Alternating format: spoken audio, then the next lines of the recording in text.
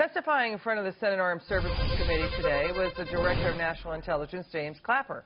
He made it clear that Russia hacking did not change the outcome of the presidential election, meaning it did not change the vote. It was more about propaganda. Let's listen. We cannot say they did not change any vote tallies or anything of that sort. Yeah, I'm just talking we have no way of gauging the impact that certainly the intelligence community can't gauge the impact it had on choices the electorate made. There's no way for us to gauge that.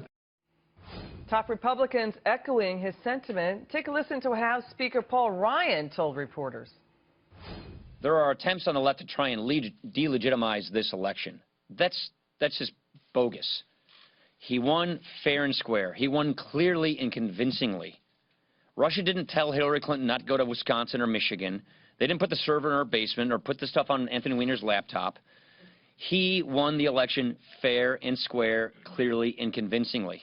Okay?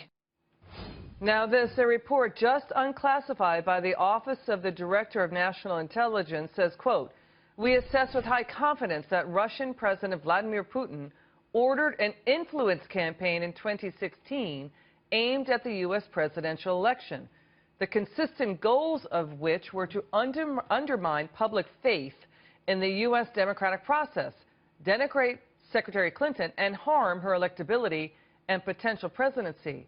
Now, seeing this report and more in Intelligence Briefing today, Donald Trump says he has not changed his mind that Russia did not impact our election. He's accepting the results, though. Joining me now is cybersecurity analyst Morgan Wright. Okay, what do you make of this latest report?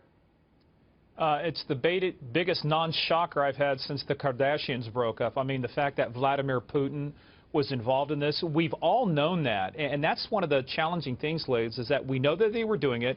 We know that they wanted to do this, but I think people imputed the wrong motives of what they're trying to do. I mean, unless they had better polling than the entire United States did and everybody thought Hillary Clinton was going to win, it appeared to always be orchestrated to undermine her legitimacy and her ability to deal with the Russians after that kind of disastrous reset that they had, you know, early on in her career as in the State Department. So, look.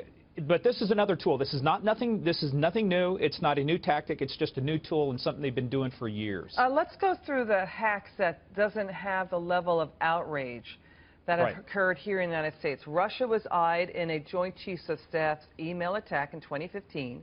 The Office of Personnel Management, 22 million federal workers, their personal information was stolen, allegedly by China. The IRS was hacked. State Department was hacked. North Korea hacked Sony. Where was the level of outrage on that?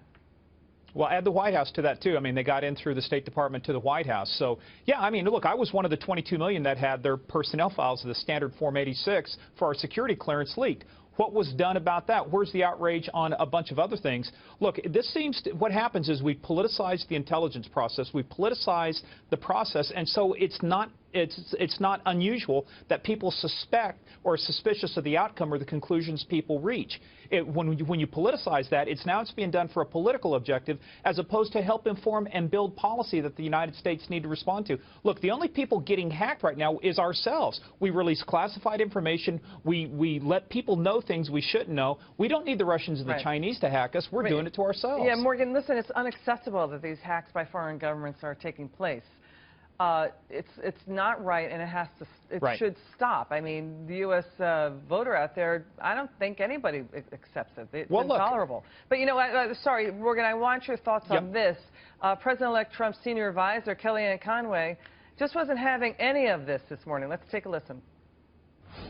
CIA officials were invited to a House Intelligence Committee closed-door meeting a few weeks ago and didn't go, and some of them are leaking to the media instead. And let's be fair, President Obama himself received the final report yesterday or this week.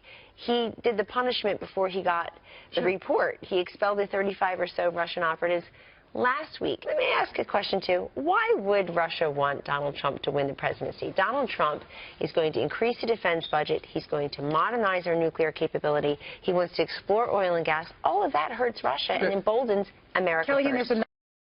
What do you think, Morgan? Is Kellyanne right? She is spot on a lot of things. Look, why was this stuff leaked? And look, we talked about that joint analysis report.